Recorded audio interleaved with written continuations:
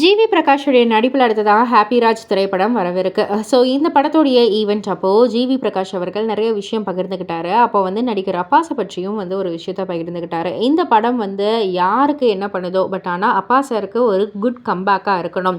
ஏன்னா அவர் வந்து ஒரு பியோர் சோல், ரொம்பவே இன்னசென்ட்டான ஒரு சோல் அவர். அவருக்கு வந்து இந்த படம் மூலயமா நிறைய படங்கள் அடுத்தடுத்து அவர் வந்து பண்ணிக்கிட்டே இருக்கணும் அப்படின்றது தான் வந்து என்னுடைய ஆசை. திடீர்னு வந்து ஒர்க் அவுட் பண்ணுவார், ரொம்பவே ஃபிட்னஸாக இருப்பார், டயட்டில் இருக்கேன்னு சொல்லுவார், ஒரு ஆக்ஷன் படம் பண்ண போகிறேன்னு சொல்லுவார். அண்ட் பொள்ளாச்சியில் நாங்கள் வந்து தங்கிட்டு இருக்கக்குள்ள திடீர்னு நைட் வந்து எங்களுக்கு ஒரு பேய் கதையெல்லாம் வந்து சொன்னார். அது நிஜமாலுமே அவர் வாழ்க்கையில் நடந்துச்சா இல்லை அவர் வந்து சும்மா எங்களை வந்து கலாய்ச்சாரான்னு இப்போ வரைக்கும் எனக்கு தெரியல. பட் ஆனால் உண்மையாக நடந்த மாதிரியே தான் வந்து சொன்னார். ஸோ அவருடைய கதைகள்லாம் வந்து கேட்டால் எல்லாருக்குமே அவ்வளோ பிடிக்கும். அப்பா சாருக்கு இந்த படம் வந்து ஒரு குட் கம்பேக்காக இருக்கணும் அப்படின்ற மாதிரி வந்து அவர் சொல்லியிருக்காரு.